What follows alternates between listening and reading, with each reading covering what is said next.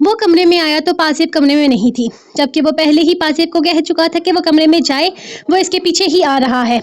लेकिन अब इसे यहाँ ना पाकर वो चाहा बदमजा हुआ था।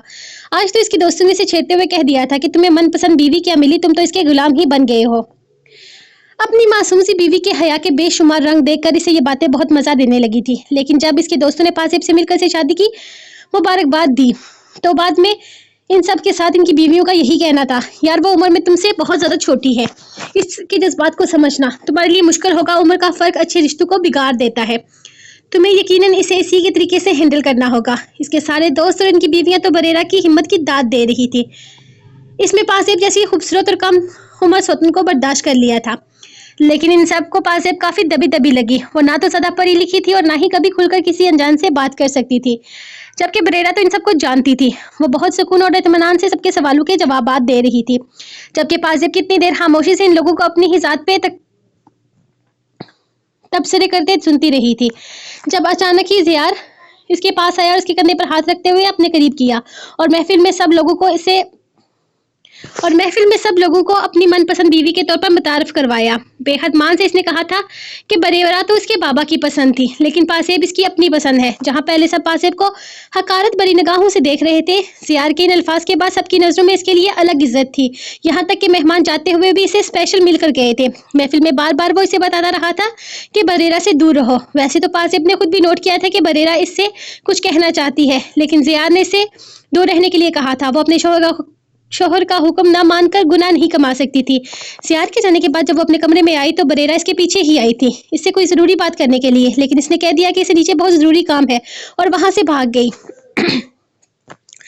बरेरा काफ़ी देर कमरे में इसका इंतजार करती रही थी, लेकिन जब वो ना आई तो बरेरा वापस नीचे चली गई और अब ज़ियार को भी इसकी बीवी दस्तयाब नहीं थी। पता नहीं ये कहाँ चली गई है। ज़ियार ने नीचे आकर किचन में देखा, वहाँ पर भी नहीं थी और रात के 1 बजे बाहर लॉन में जाने की इसकी हिम्मत नहीं थी, तो फिर वो कहाँ जा सकती थी। तकरीबन सभी लोग सो चुके थे। इसने बरेरा को सामने वाले कमरे से निकलते देखा था, लेकिन फिलहाल वो इससे बात करने के बिल्कुल भी मूड में नहीं था। वो परेशानी से दोबारा कमरे में जाने लगा, जब पिलर के पीछे से इसे गुलाबी आंचल उड़ता नजर आया था। पहचानना मुश्किल नहीं था। वो वापस सीढ़ियों से उतरता सीधा इसके सर पर जा पहुंचा था। छुपने की कोई खास वजह इसके अचानक कहने पर वो उछलकर पीछे हुई थी। क्या यार, आपने तो डरा ही दिया मुझे। हाय अल्लाह, मेरा दिल कितनी तेजी से धड़क रहा है। वो सीने पर हाथ रखते हुए बोली, क्या बात कर रही हो, सच में? मैं चेक करूं? वो इसके सीने पर हाथ रखते शरारती अंदाज में बोला, लेकिन इससे पहले ही पासे पीछे हो चुकी थी। नहीं, कोई जरूरत नहीं है। वो मुंह बनाकर दोबारा पिलर के पीछे छुपी और इसे भी खामोश रहने का इशारा करके दोबारा बाहर की जानब देखने लगी। बीवी, ये जासूसी किसकी हो रही है, ये भी तो बताओ। ज़ियार नरमी से इसके गालों को चूमता बेहद मोहब्बत से बोला था, जब इसने सामने खड़ी बरेरा की तरफ इशारा किया, जो हर तरफ शायद इसी को तलाश कर रही थी। तुम बरेरा से छुप क्यों रही हो? क्या इसने तुम्हें कुछ कहा? बताओ मुझे, क्या बात है? उसका बाजू था में जांचने वाले अंदाज में बोला था। अरे वो तो तब मुझे कुछ कहेंगी ना जब मैं इनसे मिलूंगी। वो मुझे ढूंढ रही है और मैं इनसे छुपी हुई हूँ। आपने ही तो मना किया था कि इनसे बात नहीं करनी, ना ही इनकी कोई बात सुननी है। वो इसकी अकल पर मातम करते हुए बताने लगी थी। इसके अंदाज पर ज़ियार का दिल चाहा कि वो रखकर दोस्त के कान के नीचे लगाए। इसने इससे क्या कहा था कि वो इस बात का क्या मतलब बनाए हुए थी? मतलब तुम ये चाहती हो कि बरेरा तुम्हारी जान छोड़ दे? वो इसके कान के करीब सरगोशी नुमा आवाज में बोला, तो पासिब ने फौरन हाँ में सर हिलाया था और फिर बेहद मासूमियत से बोली, आपने ही तो मना किया था। बस यार, कोई इसके अंदाज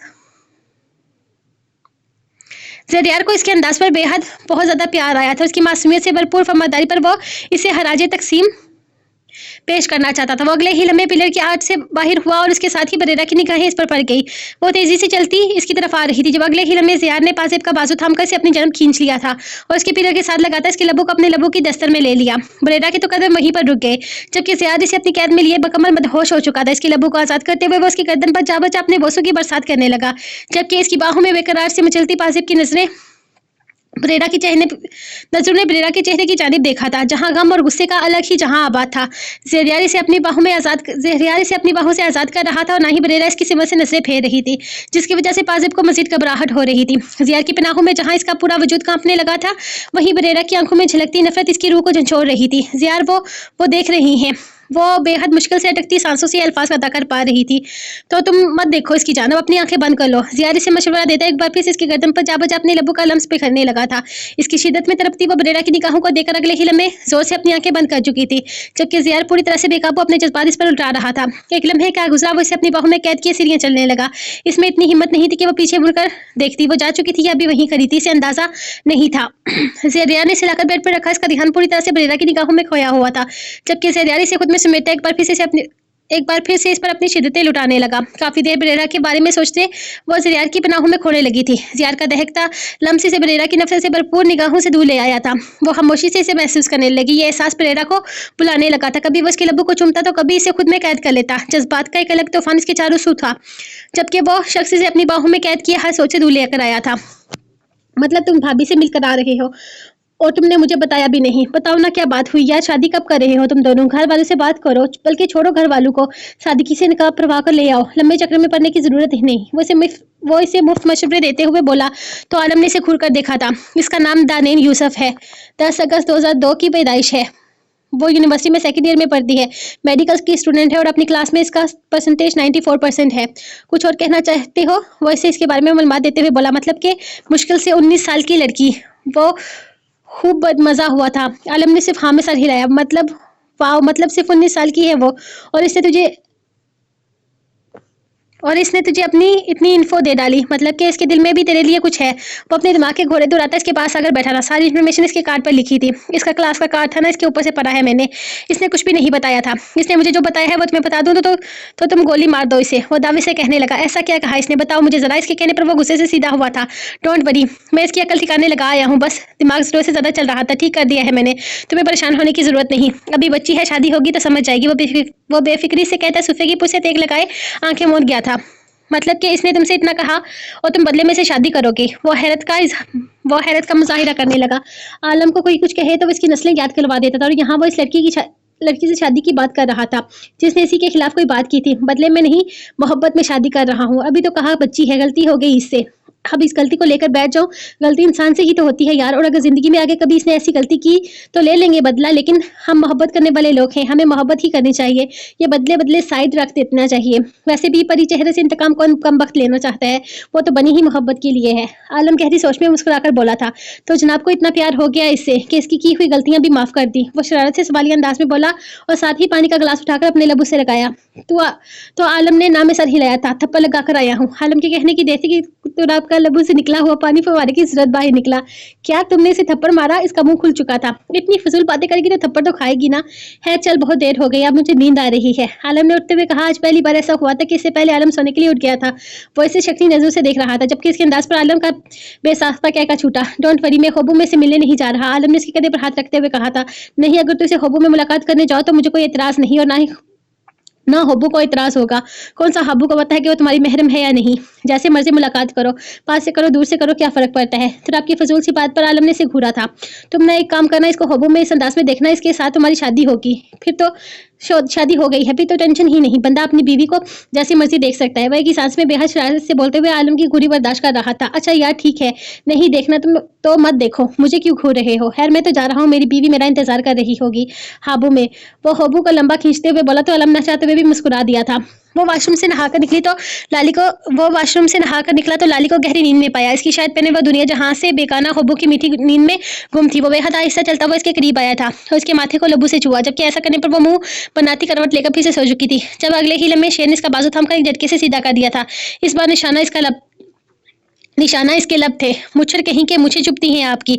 वह इसे दूर करते हुए अच्छी खासी जला गई थी। इसका अंदाज शेर को बुरा लगा था, इसीलिए तो अगले ही में शेर ने इसे अपने करीब करते हुए एक बार फिर से इसके होंठों को अपने दस्तर में लिया था। इस बार अंदाज में शिद्दत थी। शायद वो अपनी मोहब्बत के बदले में इसे मोहब्बत चाहता था, ना कि इसकी जलजलाहट। अगर चुपती है तो बर्दाश्त करो, दूर जाने की कोशिश मत करना। हर चीज अपनी जगह लाली, तुम्हारा मुझे झटकना बहुत नागवार गुजरता है। वह सर्द निगाहों से देख रहा सख्त अंदाज में बोला था। हाय अल्लाह, झूठा इल्जाम क्यों लगा रहे हैं? मैंने आपको कब झटका? आप तो मैं तो सिर्फ आपको बता रही थी कि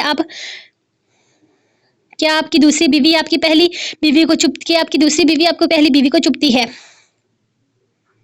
वो बड़ी मासूमियत से बात बदल गई। अपनी मुझको को दूसरी बीवी कहलाना इसे बुरा नहीं लगा था, तो इन्हें मेरी पहली बीवी भी कह सकती हो। आखिर ये पहले आई थी मेरी जिंदगी में। मुझको को बल देता वो एक बार फिर से इसके साथ बच्चा बन चुका था। नहीं, पहले मैं आई थी। जब मैं पैदा हुई थी तब आप 8-9 साल के थे। तब कहाँ थी आपकी मूछें? बताएं मुझे।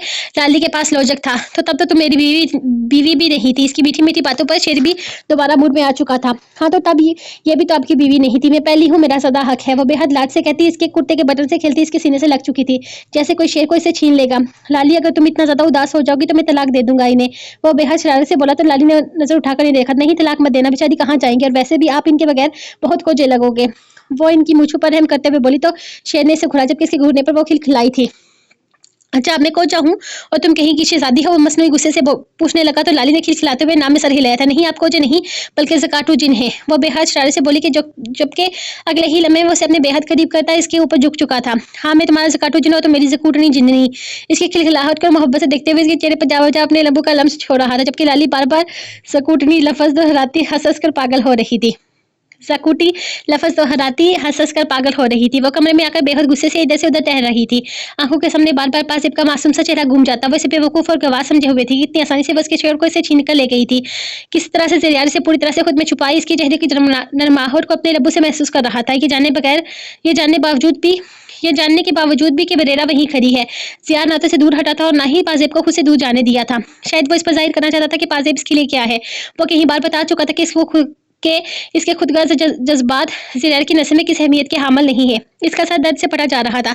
जब मोबाइल पर बार-बार दानी के मैसेजेस आ रहे थे। रोहान, सफदर शाह और पाकीज़ा के बीच क्या बात हुई थी, वो इसे आकर बता चुका था। सफदर शाह ने रोहान को कहा था कि पाकीज़ा इससे नहीं मिलना चाहती और ना ही वो उसकी शक्ल देखने की ख्वाहिशमंद है, इसीलिए इनके लौटने से पहले ही वहाँ से चला जाए।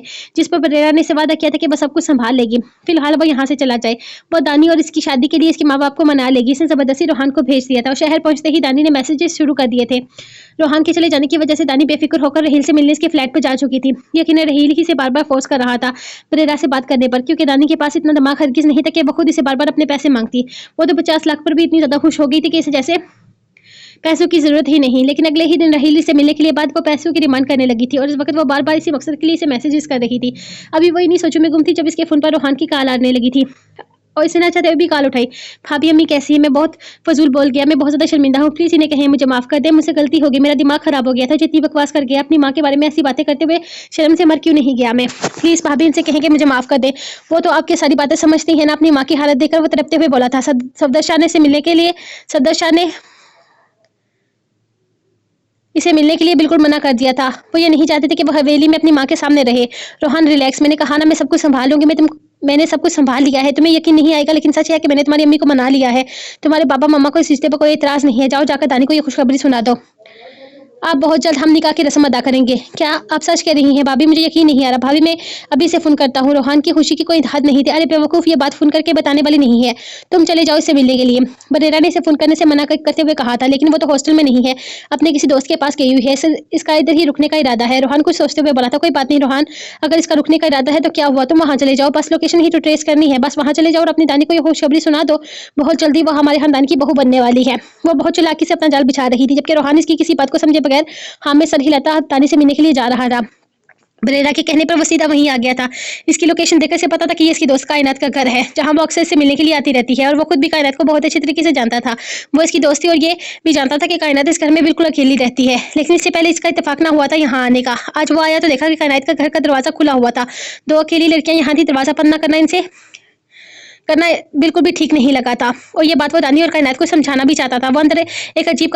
वो अपने अंदर एक अजीब क़यामत महसूस कर रहा था। अपनी माँ के लिए ऐसे अल्फाज बोलकर उसे बेहद तकलीफ हुई थी और अब वो अपनी माँ से माफ़ी मांगना चाहता था। सारी दुनिया एक तरफ, लेकिन अपनी माँ के लिए वो ऐसे अल्फाज कैसे बोल सकता है। इसे तो यकीन था कि दानी के बाबा को ज़रूर कोई गलतफहमी हुई है और वो दानी को भी यही कहना चाहता था। इतना सब कुछ हो जाने के बावजूद भी इसके माँ बाप इस रिश्ते के लिए मान गए थे, क्योंकि वो इसकी खुशी चाहते थे। ये सोच इसे शर्मिंदगी की मज़ीद गहराइयों में ले गई थी। इसने सोच लिया था कि अब वो पेपर खत्म होते ही हवेली जाकर सबसे पहले अपने माँ बाप से माफ़ी मांगेगा। जो गलती इसने की थी इसका कफारा तो वो अदा नहीं कर सकता था, क्योंकि अपनी माँ के दामन पर दाग लगाने की कोई माफ़ी नहीं होती। हाँ, लेकिन वो माफ़ी मांगे का जरूर। वो यही सब कुछ सोचते हुए आगे बढ़ रहा था जब अचानक इसके कानों में आवाज़ गूंजी। इसे लगा कि इसके पैर के नीचे से ज़मीन नहीं रही। पहले तो इसे ये समझना मुश्किल नहीं रखा था कि रोहिल की आवाज़ कायनात के घर से क्यों आ रही है, लेकिन फिर सामने दीवार पर लगी तस्वीर से एहसास हुआ कि यह कायनात का नहीं बल्कि रहील का घर है। वो अपनी तमाम तर हिम्मत जमा करता वहीं खड़े होकर ये आवाज़ें सुनने लगा, क्योंकि वो लोग इसी के बारे में बात कर रहे थे, जहाँ रहील के साथ इसकी दानी की भी आवाज़ शामिल थी। मुझे यकीन नहीं आ रहा कोई इतना बेवकूफ़ भी हो सकता है। रोहान के पास अपनी समझ नहीं है। इस तरह दूसरों की बातों में आकर इसने अपनी माँ पर भी इल्ज़ाम लगा दिया। मैं तो बस इतना ही कहा था कि पाकिज़ा और सफदर की मोहब्बत की गवाह मेरे बाबा है, और वो पागल जाकर अपनी माँ से सवाल करने लगा। दानी ने मजाक उड़ाते हुए कहा कि रहील भी हंसने लगा। फ़ोन आया था इसकी माँ अस्पताल में है और अब यकीनन जब तक इसकी माँ ठीक नहीं हो जाती तब तक वो वापस नहीं आएगा और मेरी जान छूटी रहेगी और तब तक हम दोनों एक दूसरे के साथ रहेंगे।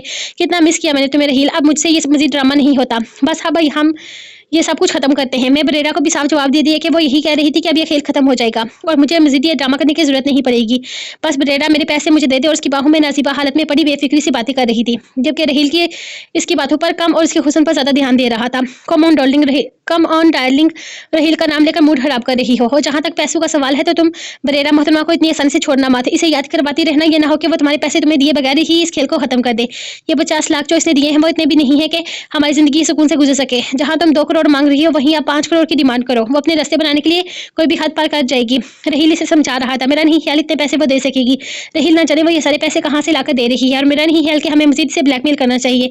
ये ना हो कि वो मेरे ही खिलाफ हो जाए। वो बहुत ही चालाक औरत है, इसे गेम खेलती है कि सामने वाला भी पागल हो जाता है। मुझे यकीन है वो मुझे बुरी तरह से फंसा देगी, इसलिए जितना है इसी पर खुश रहते हैं। 50 लाख भी कम नहीं होते। तुम इन 50 लाख से कोई अच्छा सा बिजनेस शुरू कर दो जिससे हमारा फ्यूचर सिक्योर हो जाए, क्योंकि मेरे बाबा हम दोनों की शादी के लिए कभी तैयार नहीं होंगे, लेकिन मैं तुम्हारे बगैर नहीं रह सकती। और मेरे बाबा के सामने आने के लिए तुम्हें अपना कोई ना कोई स्टैंडर्ड बनाना होगा। वो इसे समझा रही थी, जबकि वो इसकी बातों से सख्त बेजार हो चुका था। हाँ हाँ ठीक है डार्लिंग, स्टैंडर्ड भी बना लेंगे। फिलहाल तो मुझे बोर मत करो। क्या फजूल बातें कर रही हो? रोहान नहीं है यहाँ, यही तो वक्त है एक दूसरे की बाहों में गुजारने का, और तुम बार बार इसका नाम लेकर मूड खराब कर रही हो। वो बदमजा होता इसके चेहरे पर झुक चुका था, जबकि दरवाजे के पास खड़ा रोहान इसकी एक एक बात सुनता सबसे खड़ा था। वैसे मुझे एक बात पूछनी थी, तुमने ये प्रेगनेंसी वाला ड्रामा किसके कहने पर किया था? राहील अचानक क्या जाने पर पूछने लगा। रोहान जो अपने कदमों के तरफ रोहान जो अपने कदमों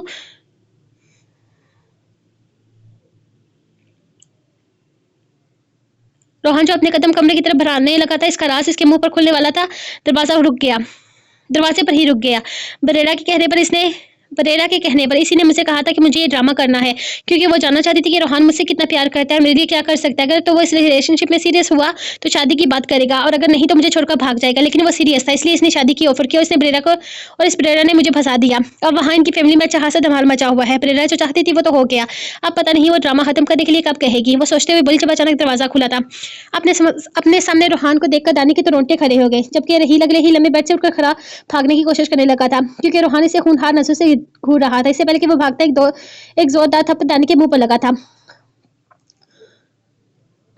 एक जोरदार थप्पड़ दानी के मुंह पर लगाकर रोहान ने इसका गिरबान थामकर इसे जमीन पर पटका था। तुम दोनों ने मिलकर मुझे धोखा दे रहे थे, और मैं बेवकूफ इस लड़की पर अंधा यकीन करता था, इसे शादी करने जा रहा था। क्यों किया तुमने ये सब कुछ? एक जोरदार मुक्का राहील के चेहरे पर मारता वो इसे दोबारा इसकी जानब अपने दोनों बाजू से थामता झंझोड़कर बोला था, रोहान मुझे माफ कर दो। वो जिस हालत में थी, इस हालत में रोहान के सामने मजीद कोई ड्रामा नहीं कर सकती थी, इसलिए इसे माफी मांगने लगी। जब अगले ही लम्हे रोहान ने एक और जोरदार थप्पड़ इसके मुंह पर दे मारा था। मैंने पूछा मुझे धोखा क्यों दिया? वो इंतहाई गुस्से से इसके मुंह पर धारा था। तुम्हारी भाभी के कहने पर ये सब कुछ किया। मुझसे बरेरा ने करवाया है। मुझे इस बारे में कुछ भी नहीं पता है। रोहान, मैं और राहील एक दूसरे से बहुत प्यार करते हैं। वो खुद ही आई थी मेरे पास, मुझे ये बस करने के लिए कहा। तुम जो भी पूछना चाहते हो इनसे पूछो। मेरा और राहील का सबसे कोई लेना देना नहीं। वो घबराते हुए इसे पूरी बात बताने लगी थी। इसके अंदाज पर वो अच्छी खासी बौखला चुकी थी, जबकि वो रोहान ये सोच रहा था कि बरेरा ने ये सब कुछ क्यों करवाया।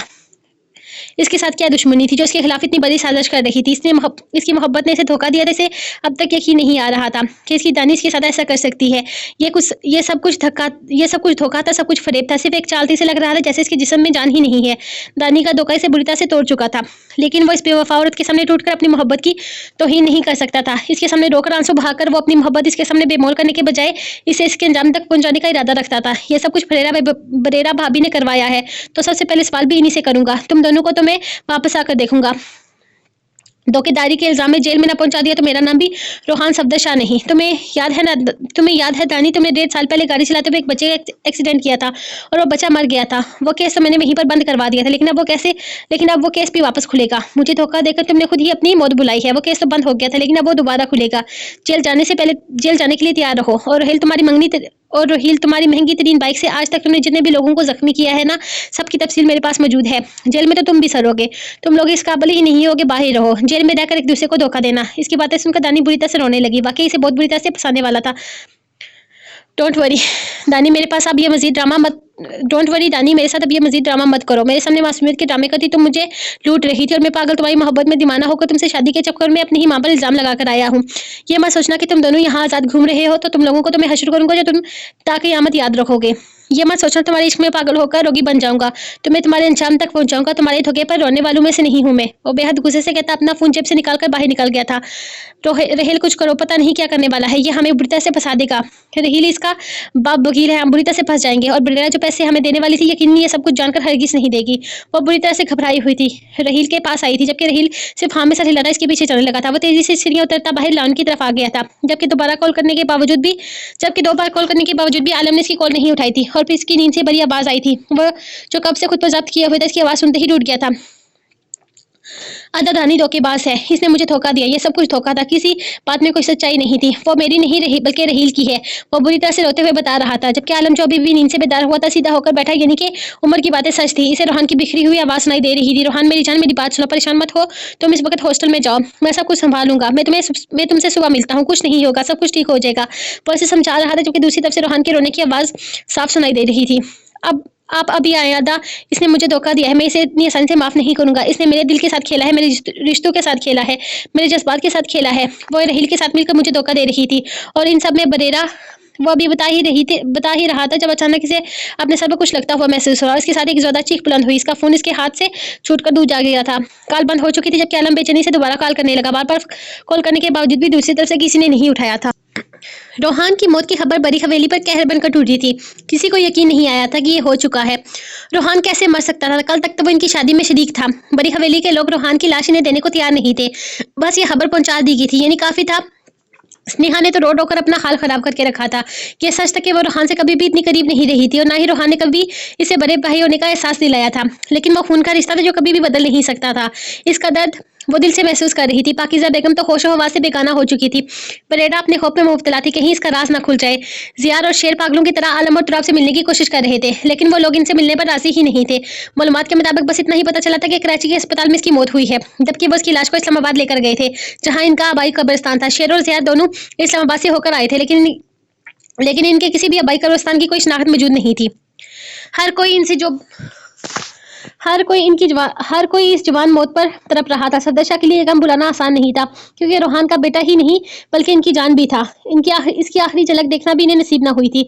शाह हवेली के लोग इतने बेदर्द होंगे ये वो कभी सोच भी नहीं सकते थे। इन लोगों को तो इनकी माँ पर भी तरस ना आया था, एक बार इसे इनके बेटे की लाश ही दिखा देते। लेकिन ये बात वो जानते थे कि जितना कहर इस वक्त इस हवेली पर टूटा है, इतना ही क़यामत ज़दा माहौल वहां पर भी होगा।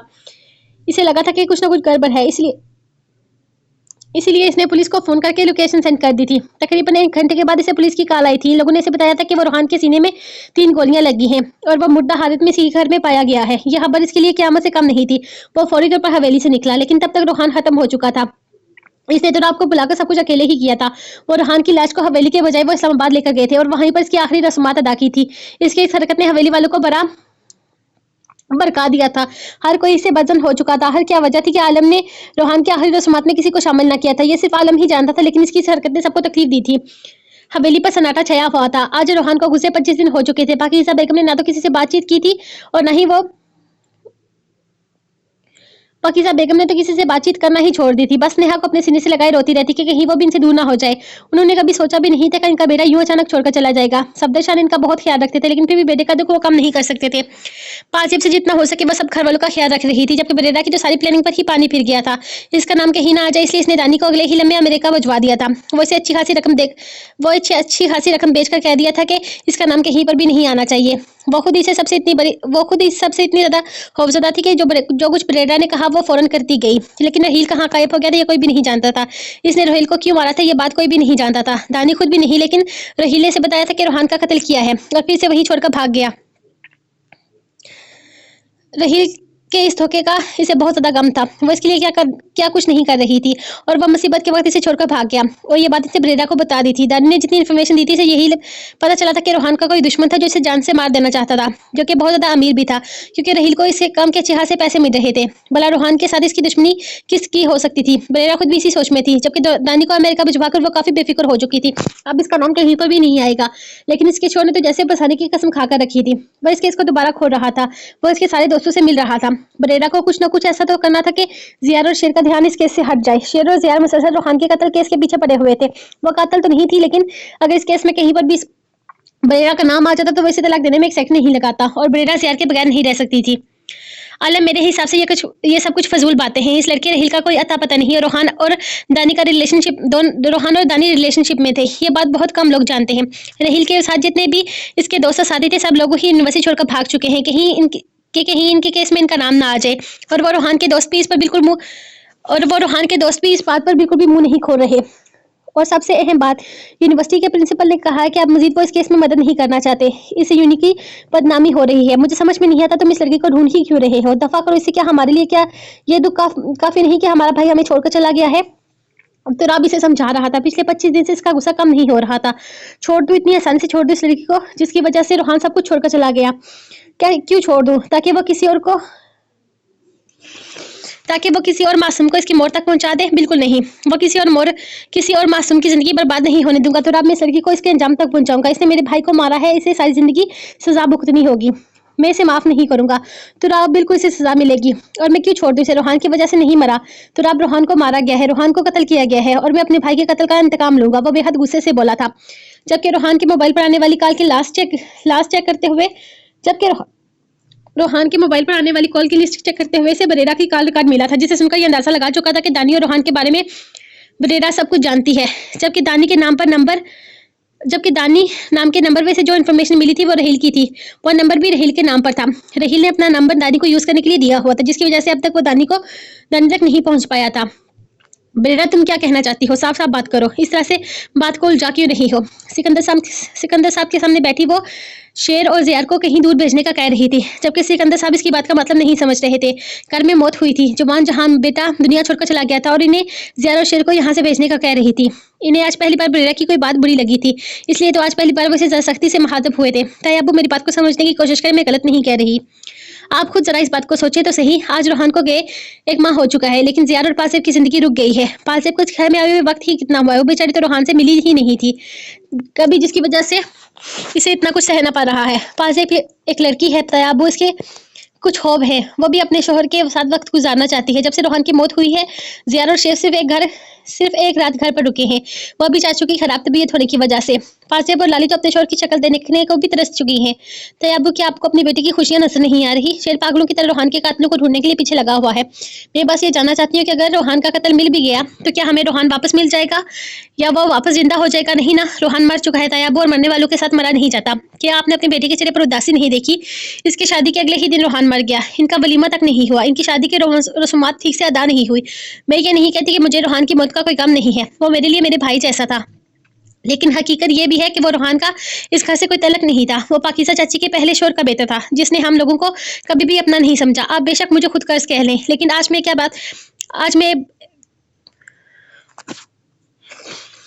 मैं एक बात कहने जा रही हूँ। रोहान गैर था, और गैरों के लिए अपनों की खुशियां नहीं लूटी जाती। एक बार अपनी बेटी को देखें, जिसने शादी के बाद सिर्फ चंद पल अपने शोहर के साथ गुजारे हैं। मैं और कुछ भी नहीं जानती, लेकिन लाली के चेहरे की उदासी में नहीं देख सकती। पाकिज़ा चाची को समझने में वक्त लगेगा। मैं समझ सकती हूँ, सब्दो चाचू का दुख बहुत बड़ा है। उन्होंने अपना बेटा खोया है, सका ना सही, लेकिन है तो इनका बेटा ही। मैंने स्नेहा को ये सारी बातें समझाई हैं। इसकी यूनिवर्सिटी स्टार्ट हो चुकी है। मैंने इसे समझाया कि कुछ ही दिनों में इसे अपनी यूनिवर्सिटी ज्वाइन करनी होगी, ताकि इसकी पढ़ाई ज़ाया ना हो। रोहान की मौत से पासेब और लाली की जिंदगी बहुत बुरी तरह से डिस्टर्ब हो रही है। मैं आपको बस इतना कहना चाहती हूँ कि अगले 2 दिनों में रोहान के कुल मुकम्मल होने के बाद पासेब और लाली को इनके शोहर वापस कर दिए जाएं। इस घर में सिर्फ रोहान नहीं रहा, लेकिन इस घर में और भी बहुत लोग हैं जिनकी जिंदगियां डिस्टर्ब हो रही हैं। क्या इन लोगों को खुशियों का कोई हक नहीं? अगर वो मर गया तो क्या वो लोग भी इसके साथ मर जाएं? मैं नहीं जानती कि आप मेरे नज़दीक मेरी इन सब बातों का क्या मतलब है, लेकिन मुझे माफ़ कर दीजिएगा। मैं अपने घर को इस तरह के माहौल में नहीं देख सकती। मैं आपसे यही चंद बातें करने के लिए आई थी। अब चलती हूँ। हादी को तो पासेब ही संभालती है। मेरा काम तो सिर्फ रोहान की तरफ से किसी खबर के आने का इंतजार करना है। वो इन्हें जतलाती इनके करीब से उठी थी। अभी वो दरवाजे तक पहुंची ही थी कि सिकंदर साहब की आवाज़ इसके कानों में गूंजी। बाहर रऊफ होगा, इसे अंदर भेजो, उन्होंने खास नौकर का कहते हुए कहा था, जबकि बरेरा हाँ में सर हिलाती बाहर चली गई थी। वो जानती थी कि इसकी बातों का असर जरूर होगा।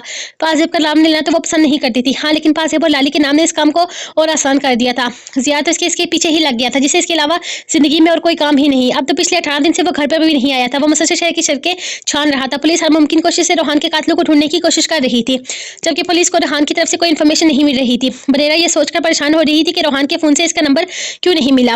अगर इसके मोबाइल से इनका नंबर मिल जाता तो बुरी तरह से फंस जाती, लेकिन ऐसा नहीं हुआ था क्योंकि रोहान की सारी चीजें शाह हवेली वालों को दे दी गई थी और वो लोग रोहान की कोई भी चीज इन्हें देने पर राजी नहीं थे। ये जंग इसके लिए काफी फायदेमंद साबित हुई थी। फिलहाल इसका नाम कहीं पर भी नहीं आया था और बाकी सबूत वो मिटा देना चाहती थी, लेकिन वो गलती नहीं कर सकती थी। शेर और ज़ियाद इस केस को एक एक चीज पर नजर रखे हुए थे, वो कोई गलती नहीं कर सकती थी।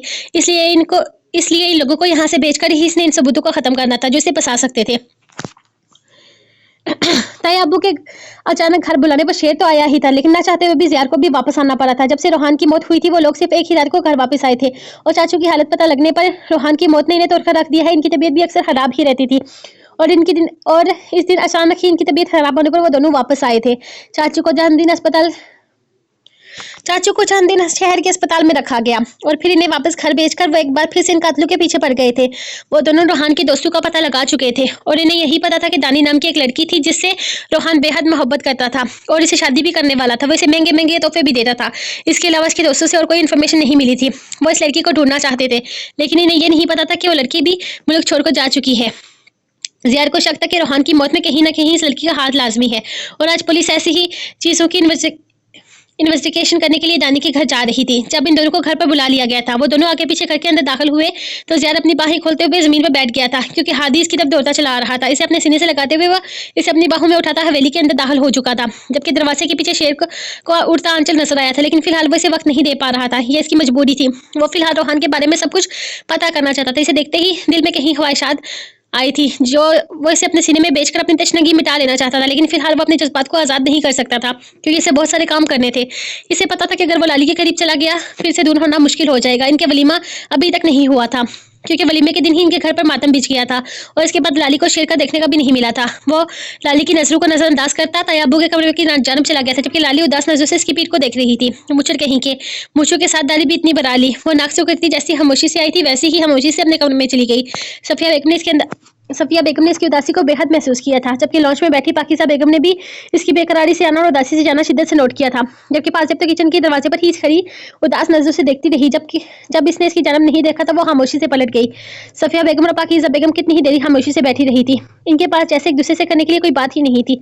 सफिया बेगम ने इन्हें बहुत समझाया, बहुत संभालने की कोशिश की, लेकिन पाकिज़ा बेगम की खामोशी को तोड़ना शायद इनके बस में नहीं था। आप क्या कहना चाहते हैं तायाबू? रोहान का कत्ल हो गया और अब हमें हनीमून पर भेज रहे हैं। शेर तो उनकी बात पर ही भड़क उठा था। आज तक इसने इतनी ऊंची आवाज में कभी सिकंदर शाह से बात नहीं की थी। इसके लहजे में तेजी पर शाहजर शाह ने इसे घूरते हुए सख्ती से काम लिया था। बैठ जाओ शेर, पहले बात की गहराई को समझो फिर बात करो।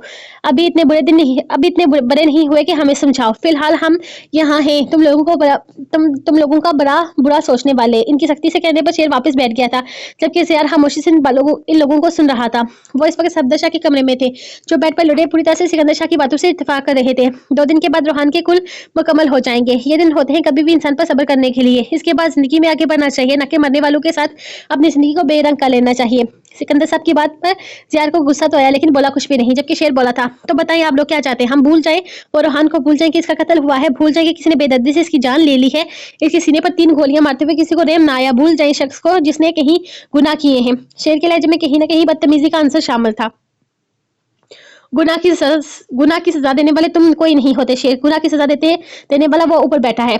तुम लोग क्या करोगे? इस कातिल को ढूंढ लाओगे और फांसी के फंदे पर चढ़ा दोगे। क्या होगा? किसी और की माँ का बेटा मर जाएगा। पाकिज़ा की तरह कोई और माँ तरफ तरफ कर मरेगी, तरफ तरफ कर रोएगी। लेकिन क्या तुम लोगों के इसे ढूंढ लेने से, ऐसे फांसी के फंदे पर चढ़ा देने से रोहान वापस आ जाएगा? नहीं मेरा बेटा, वो कभी भी वापस नहीं आएगा। वो हमेशा के लिए जा चुका है। इसकी माँ होकर वो औरत सब्र कर रही है। तुम लोग भी सब्र कर जाओ। कुछ हासिल नहीं है, मैं मानता हूँ इस शख्स ने गुनाह किया है, लेकिन इस शख्स को इसकी गुनाह की सजा अल्लाह ताला देगा। वही रहीम व गफूर है। बस करो तुम लोग, अपनी अपनी जिंदगी के बारे में सोचो। हादी सारी रात रोता रहता है, बस एक ही रात अपने बाबा के पास जाना है। पास बेचारी तो कुछ भी नहीं बोलती, बस चुपचाप किसी रोबोट की तरह इधर से उधर घूमती रहती है। और लाली शेर कौन सा छोड़ अपनी एक दिन की बीवी को छोड़कर चला जाता है। मैं मानता हूँ इस घर में सब इसके अपने हैं, लेकिन अब लाली का नाम तुम्हारे नाम के साथ जुड़ चुका है। इसकी खुशियां, इसके गम, इसकी मुस्कुराहट, इसके होंठ सब इसकी खुशियां, इसके गम, इसकी मुस्कुराहट, इसके आंसू सब तुम्हारे नाम के हैं। इसके बारे में सोचो। मैं ये नहीं कह रहा कि रोहान को बुला दो, लेकिन रोहान के लिए अपनी जिंदगी मत बुलाओ। रोहान के कातिल का पता चल जाएगा, पुलिस अपना काम कर रही है, लेकिन रोहान के लिए तुम लोग अपनी जिंदगी के ये खूबसूरत दिन बर्बाद ना करो। वो बेहद मुनासिब अल्फाज में इनको समझाने की कोशिश कर रहे थे। वो दोनों गुस्से के तेज थे, किसी बात पर इनका दिमाग घूम जाए वो खुद भी नहीं जानते थे। और सिकंदर शाह जानते थे कि इनके अंदाज और सख्त अल्फाज पर यकीनन वो दोनों भड़क उठेंगे, इसीलिए उन्होंने सफदर शाह से ये सारी बातें कही थी। और अब सफदर शाह इन्हें समझा रहे थे। 2 दिन के बाद रोहान का कुल है, मतलब सब्र के दिन मुकम्मल होने वाले हैं, और वही चाह रहे थे कि वो लोग रोहान को छोड़कर अपनी जिंदगी के बारे में सोचे। इनमें इनका कोई मतलब नहीं था, बस बल्कि वो अपने बच्चों की खुशियां चाहते थे। अपने एक बच्चे के गम में अपने बाकी बच्चों की जिंदगी उदासी के नजर नहीं कर सकते थे। चाचू के समझाने पर वो लोग खामोशी से उठकर बाहर जाने लगे, जबकि ज़ियार को पुलिस इंस्पेक्टर का फोन आया था। इससे पहले कि ज़ियार फोन उठाता, इसके हाथ से सिकंदर साहब ने फोन ले लिया था। हाँ बोलो इंस्पेक्टर, कोई खबर मिली? पर ज़ियार को देखते हुए बोले थे, नहीं जनाब कोई खबर नहीं मिली। वो लड़की जिसका रोहान के साथ अफेयर चल रहा था, इसकी कोई खबर नहीं है। जिसका एड्रेस हमें दिया गया था, यहाँ पर कोई भी मौजूद नहीं है। आसपास के लोगों का कहना है कि यह घर तकरीबन 10 साल से बंद है और यहाँ कभी भी कोई भी नहीं रहा। और 10 साल पहले यह घर किसी का नहीं था, बल्कि यहाँ लोग किराए पर रहते थे। मेरे ख्याल में इस लड़की ने अपनी गलत इन्फॉर्मेशन दे रखी है। इंस्पेक्टर ने तफसील से बताया था। ठीक है, तुम लोग इस केस पर काम करते रहो, छोटी से छोटी खबर मुझे वक्त पर बताते रहना। किसी किस्म की गैर जिम्मेदारी से काम नहीं लेना। और अब इस केस की छोटी से छोटी खबर हवेली वालों को मिलनी चाहिए, ना कि ज़ियार शाह को। ज़ियार शाह कुछ अरसे के लिए मुल्क से बाहर जा रहा है। वो ज़ियार को देखते हुए बोले, जबकि इसके अंदाज पर ज़ियार मुठ्ठियां बेचकर रह गया था। ठीक है जनाब, जैसा आपका हुक्म। हम इस केस को पूरा वक्त दे रहे हैं, जल्द ही हम कातिल तक पहुंच जाएंगे। आपको हमारी तरफ से शिकायत का मौका नहीं मिलेगा। इंस्पेक्टर ने कहते हुए अलविदा ही कलामात अदा किए थे और सिकंदर शाह ने फोन ज़ियार के हवाले कर दिया था। शेर कमरे में जाओ तुम भी, और तुम लोग नहीं बल्कि हम लोग रेहान के कातिलों को ढूंढेंगे। तुम लोग अपनी अपनी जिंदगी पर ध्यान दो। पुलिस अपना काम बेहतरीन तरीके से कर रही है और कातिलों का पता तभी चलेगा जब चलना होगा। लेकिन मैं तुम लोगों की पर्सनल जिंदगी में किसी किस्म की कोई गलती की माफ नहीं करूंगा। वो बेहद लहजे में बोले। शेर हाँ में सर हिलाता, जबकि ज़ियार खामोशी से कमरे से निकल गया था। क्या ज़कातु जिन, क्या आपको मेरी याद नहीं आती? आप मुझे भूल ही गए हो? क्या आपको पता है कि आपकी एक प्यारी सी बीवी भी है जो आपका इंतजार करती है? आपने एक दफा भी पलट कर नहीं देखा। क्या आपको अपनी पीछे मोहब्बत का एहसास भी ना हुआ? इसकी तस्वीर को हाथों में लिया, सुबह हाथी इसकी तस्वीर से शिकायतें कर रही थी, जब अचानक से अपने पीछे किसी का मजबूत एहसास महसूस हुई थी, किसी की मोहब्बत महसूस। लेकिन इस मोहब्बत के खिंचाव से अगर तुम्हारी तरफ लौट रहा था तो बेटा होने का हक ना अदा कर पाता। लाली, मुझसे पाकिज़ा चाची की हालत नहीं देखी जाती। इनके आंसू मुझे मेरी माँ की याद दिलाते हैं। बस मैंने इस दर्द से निकालना चाहता हूँ, लेकिन मुझे बिल्कुल अंदाजा नहीं था कि इस दर्द से निकालते हुए मैं तुम्हें कौन सा दर्द दे रहा हूँ। ये क्या हालत बना के रखी है तुमने? लगता है 10 दिन से कपड़े नहीं बदले, ना ही बालों में कंघी की है। बालों की हालत देखो, लगता है 3-4 दिन से मुंह भी नहीं धोया। ब्रश भी करती हो या नहीं? फर्श के मुंह को नाक से करीब करते हुए बेहद शरारत से बोला, जो वो इतने दिनों के बाद इसका लम्स महसूस कर रही थी। इसकी बात पर उछल कर एक मुक्का इसके सीने पर मारा। अभी भी इतनी भी गंदी नहीं हूँ, रोज ब्रश करती हूँ, वो मुंह बनाते हुए बोली थी। तो मेरी जकुड़नी जिन्नी, मुझे यकीन कैसे आएगा? रुको, मुझे चेक करने दो। उसके लबों को चूमते हुए पीछे हटा, जबकि इसकी बेसाख्ता हरकत पर लाली तो निगाहें झुका गई थी। इसे इस तरह की उम्मीद हरगिज नहीं थी। शुक्र है ब्रश करती रही हो। वो अब भी शरारत से कहता है, इसे अपने करीब खींचते हुए इसे अपने सीने से लगा चुका था, जबकि वो खामोशी से सीने पर सर रखती से अपने इतने दिनों का गम मनाते इसकी शर्ट को अपने आंसू से भिगोने लगी थी। पागल लड़की, रो क्यों रही हो? इसका चेहरा अपने हाथों में लिए वो बेहद मोहब्बत से बोला था, मैंने आपको बहुत ज्यादा मिस किया मुच्छर। आप प्लीज जहां भी जाए मुझे अपने साथ लेकर जाए, मुझे अकेला नहीं छोड़ना। वो इसके सीने से लगी आंसू बहाते हुए बोली तो शेर को अपनी गलती का शिद्दत से एहसास हुआ था। ये तो कुदरत का दस्तूर था, एक रिश्ता निभाते हुए दूसरे रिश्ते को अक्सर इंसान ना चाहते हुए भी तकलीफ देता था, जिस तरह से आज इसने लाली को तकलीफ दी थी। इसके माथे पर लब रखते हुए उसने खुद से वादा किया था कि वह जहां भी जाएगा अपनी लाली को साथ लेकर जाएगा। थकन पूरे जिस्म पर हावी थी। वो कमरे में आते ही बेड पर लेट गया, जबकि एक हाथ से अपना सर को दबाने लगा। इतना कुछ करने के बावजूद भी रोहान के कातिल का कोई सुराग न मिला था, जिसके इसे बेहद टेंशन थी। इसे लगा था कि पाकिज़ा को इनके वापस आने पर तकलीफ होगी, लेकिन इन्हें देखते ही वो उठकर इनके पास आई थी। इन दोनों का सदका उतारती वो इनके सीने से लगी, रोते हुए बस इतना ही कहा था कि तुम दोनों ने बेटे होने का फर्ज निभा दिया। अब तुम लोग अपनी जिंदगी जियो, मेरा रोहान अब वापस नहीं आएगा। चाची के आंसू इसकी आंखें भी नम कर गए थे। शेर तो बिना कुछ कहे अपने कमरे में चला गया था, जबकि वो पाकिज़ा बेगम को कमरे में छोड़कर इन्हें मेडिसिन देकर अपने कमरे में आया था। बस थोड़े से फासले पर हादी गहरी नींद में जा चुका था, जबकि वो आहिस्ता आहिस्ता अपना सर दबा रहा था कि अचानक से अपने हाथ पर नाजुक सी गिरफ्त महसूस हुई। इसे पहचानने के लिए आंखें खोलने की जरूरत हरगिज नहीं थी। इसने अपना हाथ नीचे कर लिया था, जबकि पास जब इसका सर अपनी गोद में रखते आहिस्ता आहिस्ता दबाने लगी थी। इसके साथ ही इसके अजाब पर छाई थकन आहिस्ता आहिस्ता खत्म होने लगी थी। इसने आगे खोलकर एक नजर पाजेब की तरफ देखा, जो इसी की तरफ देख रही थी। इसके देखने पर हल्का सा मुस्कुराई। नाराज हो मुझसे उसका हाथ थामते हुए पूछने लगा तो पाजेब ने मुस्कुराते हुए नफी में सर हिलाया था, जबकि इसके मुस्कुराने पर वो नरमी से मुस्कुरा दिया और इसे अपने करीब आने का इशारा करते हुए इसके गिर्द अपना बाजू का सार बांधकर इसे अपने सीने से लगा गया था। इस वक्त वो बहुत ज्यादा खौफजदा थी, क्योंकि इस केस में इसके फंसने के चांसेस बन चुके थे। वो तो अपनी तरफ से सारे सबूत मिटा रही थी, लेकिन रोहान के मोबाइल में न सिर्फ इसका नंबर मिल गया था, बल्कि इसकी कॉल की रिकॉर्डिंग भी मौजूद थी। वो इस वजह से बेहद परेशान थी। रोहान ने जिंदा रहकर ना इसे सुकून का सांस लेने नहीं दिया था और न ही मरकर इसकी जान छोड़ी थी। वो सबसे छुपा छुपा कर यहाँ तक पहुंची थी। वो तो खुदा का शुक्र था कि ज़ियार की आंख अभी तक नहीं खुली थी, और अगर इसकी आंख खुल भी जाती तो वह सुबह इसका चेहरा देखने की ख्वाहिश कभी न करता। वो इस तरह से सोए वो सुबह सवेरे इसके कहीं जाने पर सवाल ज़रूर उठाता, वो भी बिना किसी ड्राइवर के। इसका यहाँ आना इसे शक में मुब्तला भी कर सकता था। लेकिन अब सवाल बरेरा की ज़िंदगी का था। कल रात से एक अलग नंबर से फ़ोन कॉल आई थी और इस शख्स ने बस इतना ही कहा था कि अगर तुम चाहती हो कि इस केस में कहीं पर भी तुम्हारा नाम शामिल ना हो तो सुबह छोटी नदी की पिछली साइड पर आ जाना। तुम्हारा नाम कहीं नहीं आएगा। हमें बस कुछ इन्फॉर्मेशन चाहिए जो तुम्हारे अलावा कोई नहीं दे सकता। और अगर तुम खुद नहीं आई तो हम हवेली आएंगे और फिर तुम्हें जो पूछना होगा और फिर हमें जो कुछ भी पूछना होगा वो ज़िया शाह के सामने पूछेंगे। इसके बाद हकीकत जानकर वो तुम्हें तलाक देता है या जान से मार देता है, ये हम ज़िया शाह पर छोड़ देंगे। बस यही वजह थी कि इसे सुबह-सुबह यहाँ पर आना पड़ा था। पाकीज़ा बेगम को सामने उसने ये कह दिया था कि वो अपनी किसी सहेली से मिलने के लिए जा रही है जिसकी तबीयत बहुत ज़्यादा खराब है। वो अपने से छोटे लोगों को मुँह लगाना पसंद नहीं करती थी, लेकिन हवेली वालों के सामने हर ज़ात, हर बिरादरी की लड़की इसकी दोस्त बनी हुई थी। सिकंदर शाह तो इसकी आदत को बेहद पसंद करते थे कि वो किसी में भी फ़र्क नहीं करती थी, क्या अमीर क्या गरीब, वो सबको एक ही पलड़े में तोलती थी। लेकिन वो ये नहीं जानती थी कि वो ऐसा सिर्फ और सिर्फ अपने मतलब के लिए करती है। रोहाना स्नेहा के करीब जाने का मकसद सिर्फ और सिर्फ इन्हें इस हवेली से निकाल कर बाहर करना था। स्नेहा की तो ज़्यादा इसे टेंशन नहीं थी, क्योंकि वो चुपचाप अपनी मस्ती में मगन रहने वाली इंतहाई पराकू लड़की थी। और पाकीज़ा बेगम के साथ ज़्यादा रहने की वजह से इसे पता चला था कि स्नेहा का निकाह बचपन में ही इसके कज़न तुराब से हो चुका है और वो इसे छोड़ने का कोई इरादा नहीं रखता। जल्द ही वो इसे ले जाएगा। इससे स्नेहा की जो टेंशन थी वो भी खत्म हो चुकी थी, जबकि रोहान के लिए इसे एक पूरा गेम खेलना पड़ा था। एक लड़की का इंतजाम करना पड़ा जो बेहद खूबसूरत और रोहान की पसंद के मुताबिक भी हो। इसने दानी को बड़ी रकम देकर रोहान के पीछे लगाया था। रोहान को इसके बारे में बता रोहान को इसे मोहब्बत करने पर मजबूर कर दिया। वो दानी को इस अंदाज में रोहान के सामने पेश करती थी कि रोहान इसके बारे में सोचने पर मजबूर हो जाता। वो रोहान और दानी की दोस्ती को मोहब्बत के रंग देने लगी थी और वो इसकी चालें समझे बगैर वो इससे मोहब्बत ही समझ बैठा।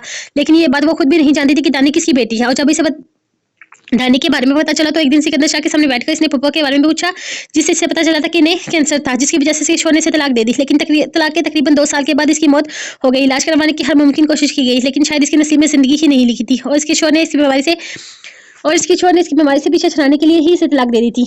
और इसके शोहर के मिजाज भी कुछ ऐसे ही थे कि अपनी बहन की अलहदगी सिकंदर शाह को बिल्कुल भी और इसके शोहर के मिजाज भी कुछ ऐसे थे कि अपनी बहन की अलहदगी सिकंदर शाह को बिल्कुल ठीक लगी थी। लेकिन इस वक्त दानी अपने बाप के बेहद करीब थी, इसलिए बाप से अलग होने पर इसकी तबीयत बहुत ज़्यादा खराब हो गई थी। केस करने पर दानी ने अपना फैसला खुद सुनाया और अपने बाप के पास चली गई। इसके बाद से लेकर वो लोग नहीं जानते थे कि वो लोग कहाँ हैं और वो ना ही सिकंदर शाह ने जानने की ख्वाहिश रखी थी। दानी के दिल में इसके बाप के लिए इस खानदान में इसके बाप ने इस खानदान के लिए अच्छी इमेज नहीं बनाकर रखी थी। वो इस खानदान वाले लोगों से बेहद नफरत करती थी। इसे लगता था कि इसकी माँ इसके बाप से बिछड़ने की वजह से मर गई है। इसके पीछे भी एक खास बड़ी वजह थी जो दानी नहीं जानती थी और ना ही बरेरा। लेकिन दानी को अपने जाल में फंसाकर बरेरा बहुत आसानी से अपना काम करवा लिया था और अब खुद को यहाँ से भेजकर इस केस को ही खत्म कर चुकी थी। अब ऐसा कुछ भी नहीं था जिससे वो फंसती, लेकिन वो इनके मोबाइल में मौजूद रिकॉर्डिंग आलम शाह को अंदाजा लगा चुका था कि इसमें कहीं ना कहीं बरेरा शामिल है। इसीलिए तो कल रात इसे फोन करके इसने यहाँ पर बुलाया था। इसे दूर नदी के करीब खड़ी गाड़ी नजर आ गई थी। इसने गाड़ी के बाहर खड़े 2 आदमी काले लिबास में कंधे पर अजरक डाले हुए थे, तो उसे कहीं दूर से ही वो किसी रियासत के शहजादे लगते थे और कुछ फासले पर खड़े गार्ड्स भी थे। वो चादर को अपने चेहरे से के आगे करती तेजी से आगे बढ़ी थी। इसे जल्दी से जल्दी वापस हवेली पहुंचना था। वो किसी की नजरों में नहीं आना चाहती थी। वो खुशी से अपना सामान पैक कर रही थी, जबकि शेरहार थोड़ी देर के बाद निगाह उठाकर इसके चेहरे की खुशी देख सकता था। आज रात की फ्लाइट से वो लोग तुर्की के लिए निकल रहे थे, जिसकी वजह से लाली बेहद खुश थी। खुश तो वो भी था कि वो लाली के साथ थोड़ा खुलकर वक्त गुजारेगा, लेकिन रोहान को नजरअंदाज करना इसके लिए भी आसान नहीं था। यह सच था कि रोहान की इसके साथ कभी भी कोई दोस्ती नहीं रही थी। कुछ उम्र का फर्क था, कुछ रोहान का खिंचाव इसे कभी भी रोहान की तरफ मुतवज्जो न कर सका। रोहान के साथ इसकी कभी भी अच्छी याद नहीं थी। वो पहले भी इससे ज्यादा घुलता मिलता नहीं था और बाद में भी इसने शहर चले जाने के बाद हवेली में वापस इसकी बहुत देर से होती थी और तब भी वो अपने कमरे में ही बंद रहता था। शेरजार जी, अजी सुनते हो? मुझे गुस्सा न दिलाइए, मुझे कहीं के हद हो गई, कब से बुला रही हूँ। जकूटा जिन वो बेहद गुस्से से अपने हाथ में पकड़ा हुआ दुपट्टा इसके चेहरे पर फेंकते हुए बोली तो वो जैसे होश की दुनिया में वापस आया था, जबकि लाली की इस अंदाज पर अच्छी खासी हट हो चुकर ऊंची ऊंची आवाज में रोने लगी थी। लाली क्या हुआ मेरी जान, इस तरह से रो क्यों रही हो? शेर जल्दी से इसके करीब आते हुए इसे थामकर अपने सीने से लगाते हुए बोला। इसके इस तरह सुनने पर वो सच में परेशान हो चुका था। आप मुझसे बिल्कुल भी प्यार नहीं करते, आप मुझे नजरअंदाज करते हैं, मेरे बुलाने पर आगे से कुछ बोलते भी नहीं है। वो सूं करती सचमुच में रो रही थी। नहीं मेरी जान, ऐसा कुछ भी नहीं है, बस मैं कुछ सोच रहा था, तुम्हारी आवाज सुन नहीं पाया, सॉरी। इसके रोने की वजह से वो बहुत ज्यादा परेशान हो चुका था। इसके आंसू अपने लबों से चुनते हुए वो बार बार सॉरी कह रहा था और खुद पर लानत भी भेज रहा था कि वो इतना बेखबर कैसे हो गया। मैं बोल रही थी आंदा मुझे इस तरह से नजरअंदाज किया ना तो मैं नहीं रहूंगी, आपके साथ चली जाऊंगी। ये मत भूलें कि इस हवेली में मेरा एक कमरा अब भी मेरी मलकियत में है। वो तो मैं आपके कमरे को रौनक बख्शने के लिए यहाँ आई, वरना मेरा अपना कमरा बहुत खूबसूरत है। वो एक बार फिर से अपना वो एक बार फिर से अपने साथ काम में मसरूफ होती से जता रही थी कि वो कभी भी इसका कमरा छोड़कर जा सकती है। वो ज़्यादा किसी खुशफहमी में ना रहे। हाँ ना मेरी जान, मैं कब कह रहा हूँ कि तुम यहाँ से कहीं भी जाओ। ये कमरा तो तुम्हारी वजह से इतना रोशन है। ये रौनक तुम्हारे होने से है। वरना इस कमरे को पूछता कौन है। वो इसे खुश करने के लिए अपने अच्छे हाथ से कमरे का बेरागर कर चुका था। हाँ मैं भी ये हाँ मैं भी तो यही कह रही हूँ। इस कमरे का कोई नहीं पूछता। हम जब वापस आएंगे ना, इसका कलर चेंज करवाएंगे। मुझे ये कलर बिल्कुल भी पसंद नहीं। वो सुसु करती अब बिल्कुल सर पर चढ़ती जा रही थी, लेकिन शेर इस वक्त रुटने इसे बिल्कुल भी रुकने नहीं दे सकता था, इसलिए हाँ में सर हिला गया। और हाँ ये बेड भी चेंज करवाएंगे, मेरे वाला लाएंगे। इसको कचरे के डब्बे में फेंक देंगे। वो कुछ सोचते हुए बोलते, शेर ने मुस्कुराकर हाँ में सर हिलाया। शुक्र है इसका दिमाग तो नाराजगी से निकल आया था। शेर आपका ये जेम का सामान हम नीचे बेसमेंट में।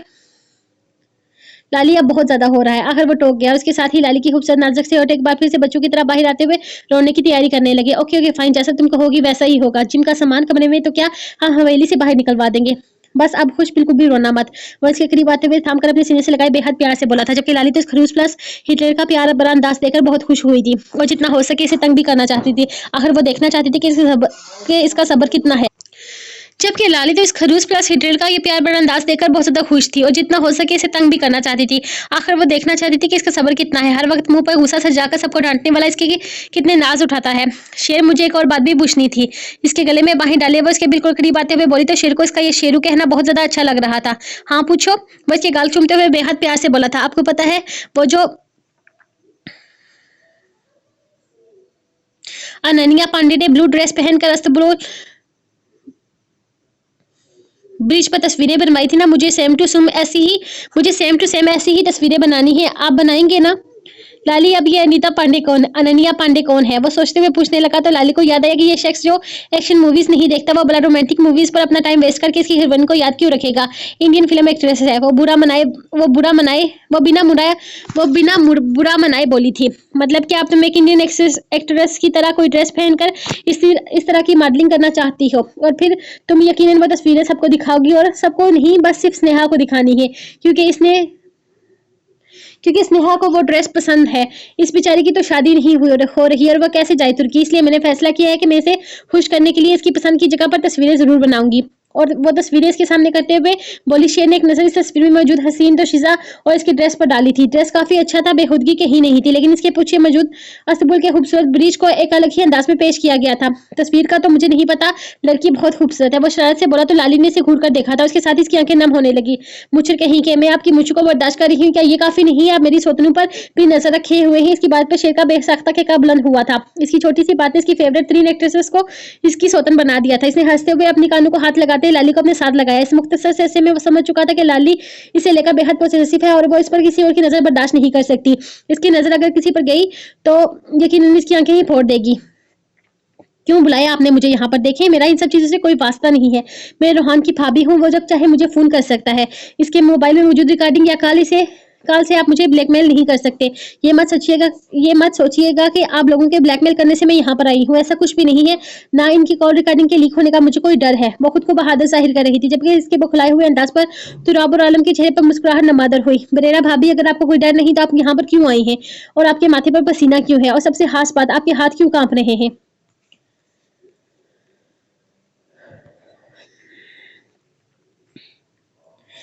कहीं न कहीं कोई तो डर है। कहीं आपको ये डर तो नहीं कि रोहान के कत्ल का इल्जाम आपके सर आ जाएगा?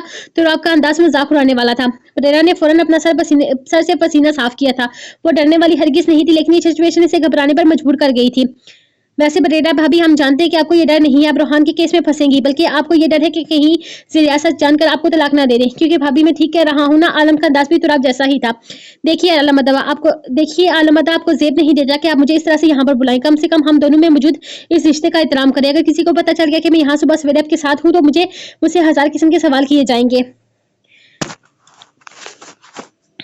यार, मुझे समझ नहीं आता, तुम शाह हवेली वालों को जब कुछ नहीं आता तुम लोगों को रिश्ते याद आ जाते हैं, और वो रिश्ता आपके शोहर ने कभी निभाया नहीं। हम तो फिर भी एहतराम कर रहे हैं, क्योंकि अगर एहतराम नहीं होता तो आपको इस वक्त हम थाने बुलाते। वैसे ये रिश्ते तो कहीं साल पहले ही तोड़ दिए गए हैं, और हम यहाँ रिश्ते निभाने या बनाने नहीं आए। हम तो बस ये जानने आए हैं कि ये मोहतरमा दानी कौन है। इसकी कोई तस्वीर या कोई नंबर अगर आपके पास मौजूद है तो वो हमें दे दें। हमें आपसे कोई मतलब नहीं, और ना ही आपके शोहर या आपके इरादों से। आलम के इशारे पर तुराब अपनी बात अधूरी छोड़कर अपने मकसद मकसद की जानिब आया था। देखिए मैं कुछ नहीं जानती, आप किस बारे में बात कर रहे हैं? मैं किसी दानी को नहीं जानती। रोहान के साथ मेरी बात होती थी और मुझे बस इतना ही पता था कि वो किसी लड़की से मोहब्बत करता है। इसके अलावा मैं कुछ भी नहीं जानती। वो अपने लहजे को मजबूत करते हुए बोली थी, जो मर्जी कर ले बरेरा भाभी, लेकिन हकीकत यह है कि आप दानी को जानती थी और इससे आप राब्ते में भी था और इससे आपका राब्ता भी था। रोहान के मोबाइल में रिकॉर्डिंग्स मौजूद है। इसमें आपने कई बार कहा है कि आप खुद दानी से बात करेंगी, हम आपका नाम बीच में कहीं नहीं आने देंगे। बरेरा भाभी सिर्फ हमें इस लड़की का नंबर दे दें, क्योंकि जो नंबर हमें रोहान के मोबाइल से मिला था वो किसी रहील बट के नाम पर था, जो कहीं गायब हो चुका है और पुलिस इस तक पहुंचने में नाकाम है। आलम मामले को बिगाड़ने के बजाय नॉर्मल अंदाज में से बात कर रहा था। अगर वो चाहता तो सख्ती से भी इससे दानी का नंबर निकलवा सकता था, लेकिन हकीकत यह थी कि वो रिश्ते का एहतराम कर रहा था। आप लोगों को समझ में नहीं आ रहा। मैंने कहा मेरे पास कोई नंबर नहीं है। वो बोल ही रही थी कि अचानक तुराब ने इसके हाथ से मोबाइल छीन लिया। हम खुद देख लेंगे मोहतरमा, आपको ज्यादा परेशान होने की जरूरत नहीं। तुराब इसके मोबाइल में सर्च करने लगा, जबकि बुरी तरह से वो बुरी तरह से बौखला गई थी। आलम तुम्हारा शक सही था। इस मोबाइल में दानी के नंबर पर 2 नंबर महफूज है। एक नंबर वही जो हमारे पास है और दूसरा नंबर कोई और है।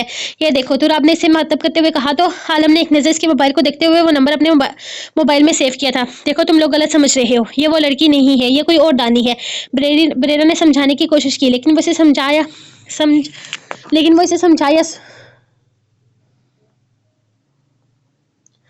वो इसे सुनकर कब रहा था। हाँ बिल्कुल, मोहतरमा ने दानी नामी फौज तैयार करके रखी हुई है। तो राब ने इसकी बात पर आलम से कहा, जो इसके चेहरे पर मुस्कुराहट नुमादर हुई थी।